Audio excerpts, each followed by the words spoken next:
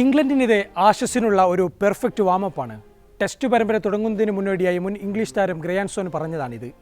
ഇംഗ്ലീഷുകാരുടെ കണ്ണിൽ കോഹ്ലിയും രോഹിതും ഒന്നുമില്ലാത്ത ഈ യങ് ഇന്ത്യ തങ്ങൾക്ക് അനായാസം മറിച്ചിടാൻ പോന്നവരായിരുന്നു. എന്നാൽ ഹെഡിംഗ്ലിയിൽ ആദ്യ ദിനം വിളക്കണക്കുമ്പോൾ നിറഞ്ഞു ചിരിച്ചത് ഇന്ത്യയാണ്.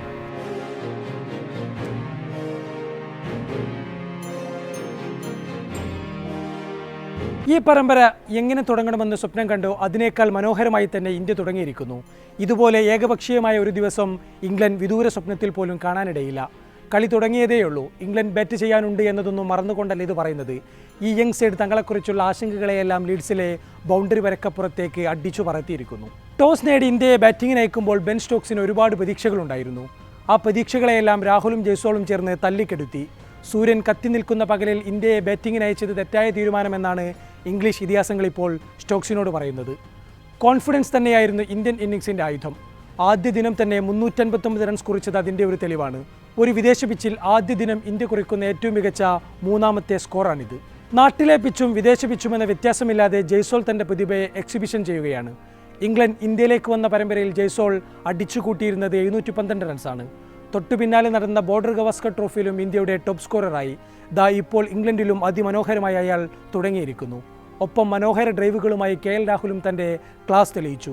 രാഹുലും സായ് സുദർശനും അടങ്ങിയ 25-26 ഓവറുകളിൽ മാത്രമാണ് ഇന്നലെ ഇംഗ്ലണ്ട് കളത്തിലുണ്ടായിരുന്നത്. ബാക്കിയെല്ലാം ഇന്ത്യയുടെ കംപ്ലീറ്റ് ഷോ ആയിരുന്നു.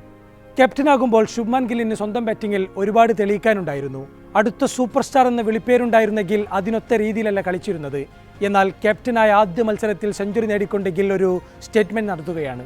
ജയ്സോളും ഗില്ലും തങ്ങളുടെ സ്കിൽ മാറി മാറി തെളിയിച്ചപ്പോൾ ഇംഗ്ലണ്ട് പന്തെറിഞ്ഞു തളർന്നു. അതിമനോഹരമായ ഷോട്ടുകളേറ്റ് പന്ത് ഗ്രൗണ്ടിലൂടെ പാഞ്ഞു നടന്നു. അതിനിടയിൽ ജയ്സോൾ തൻ്റെ സെഞ്ചുറിയും പൂർത്തിയാക്കി. ജയ്സോൾ മടങ്ങിയതിന് പിന്നാലെ എത്തിയത് ഋഷഭ് പന്ത്. നേരിട്ട രണ്ടാം പന്തിൽ തന്നെ സ്റ്റോക്സിനെ ക്രീസിൽ നിന്നും കയറിയടിച്ച ആ ഷോട്ടിൽ അയാളുടെ കോൺഫിഡൻസിൻ്റെ കയ്യൊപ്പുണ്ടായിരുന്നു. വൈറ്റ് ബോളിൽ എത്ര തന്നെ പരാജയമായാലും റെഡ് ബോളിൽ താൻ ഇവിടെയൊക്കെ ഉണ്ടാകുമെന്ന ഒരു സ്റ്റേറ്റ്മെൻറ്റ് കൂടിയായിരുന്നു ആ ഷോട്ട്. മറുവശത്ത് ഗില്ലാണെങ്കിൽ അടുത്തൊന്നും കാണാത്ത വിധമുള്ള ടച്ചിലായിരുന്നു.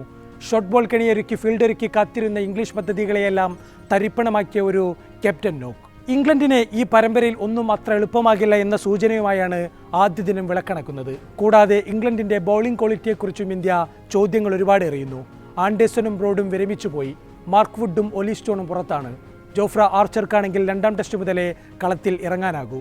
ഇന്ത്യയിലെ ഓരോ ക്രിക്കറ്റ് ആരാധകരും ഈ ആദ്യ ദിനം നൽകുന്ന കോൺഫിഡൻസ് വളരെ വലുതാണ്.